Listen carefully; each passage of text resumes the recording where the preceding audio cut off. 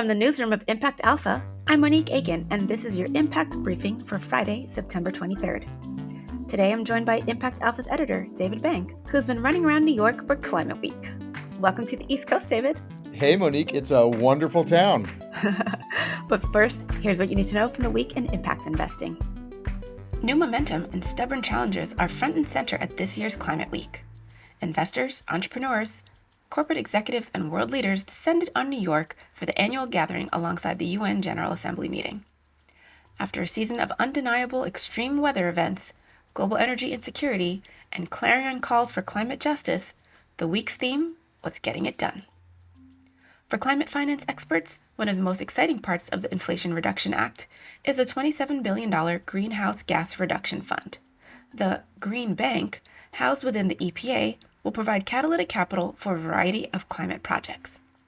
In a guest post on ImpactAlpha, Eric Hengen and Michael Swack of the University of New Hampshire identified 5 principles to ensure a green bank effectively serves low-income and underserved communities. What's the most eco-friendly way to mine gold? Don't mine it. Nature's Vault, a blockchain-based finance company headquartered in Singapore, is buying up mining claims in Canada for the express purpose of not digging for gold. Instead, the company is selling crypto, legacy tokens, that serve as digital proof of the underlying value of the gold. The global mining industry is responsible for up to 7% of total greenhouse gas emissions, according to some estimates. Walmart heir Lucas Walton's foundation has joined the small club of those aligning their endowments with their missions. The family office, known as Builder's Vision, has reached its goal of aligning 90% of its $1 billion endowment with the philanthropic mission of, quote, building a more humane and healthy planet. Only 1 in 5 foundations screen out investments that are inconsistent with their mission, according to the Council of Foundations, let alone invest in solutions. And a startup in the Netherlands is teaming up with a fund manager in Ghana to demonstrate the green, resilient, local impact of toilet paper. The Good Roll, based near Amsterdam, is on a mission to make the humble toilet paper roll a sustainable product that no longer depends on chewing up 27,000 trees a day. Sourcing raw materials, recycled paper from Germany and bamboo from China, came with a host of challenges. So the Good Roll rebuilt its supply chain from scratch and is partnering with farmers in Ghana to plant, harvest, and buy bamboo. David, the highways are bumper to bumper. Public transit is packed in like sardines. No, it's not just a normal week in New York. It's UN Climate Week, and it seems like the entire climate industrial complex was in the city, including you.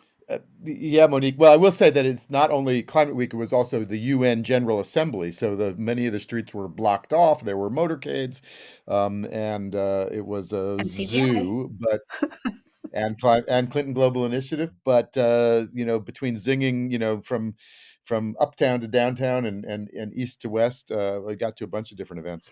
So what were the big headlines from the week?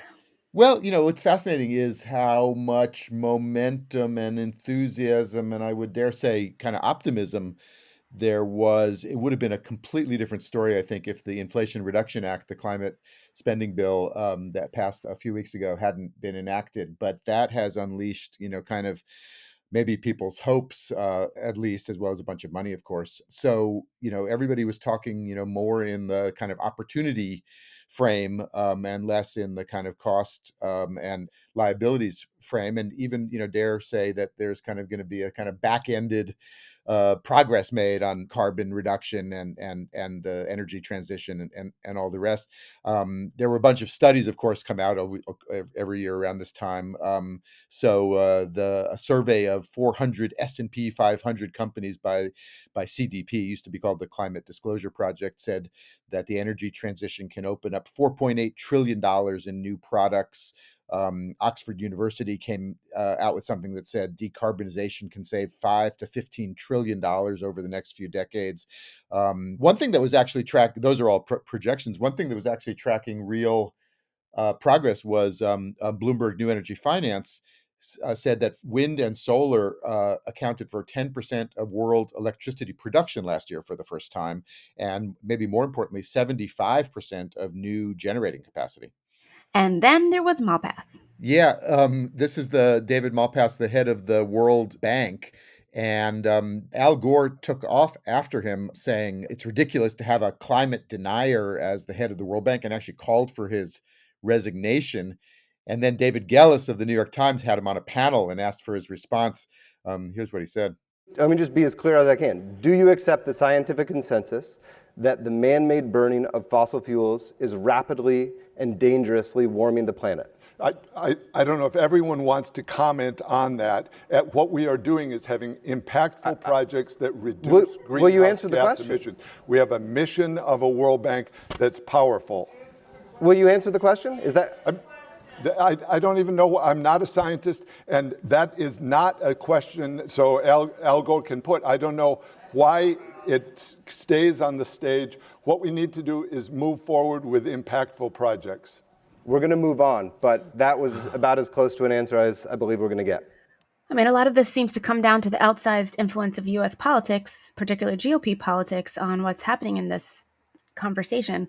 But I'm reminded of the UNDP's awesome hashtag Don't Choose Extinction, which was rolled out last fall with a great video everyone should go look up right now with Jack Black as the voice of a T-Rex speaking at the UN. Listen up, people. I know a thing or two about extinction. And let me tell you, and you'd kind of think this would be obvious, going extinct is a bad thing. And that's a good reference. The other one is Dilbert this week has been taking off after ESG. So you know that things have gotten a little crazy when ESG is become a fodder for a cartoon strip. He's actually anti-ESG.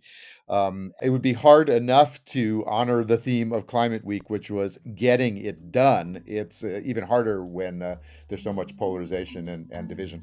Well, for all that momentum of Climate Week, carbon dioxide in the atmosphere is still going up. There's no time to waste. And that's going to do it for this week's Impact Briefing. Thanks to David and our producer, Isaac Silk. Ready to try ImpactAlpha?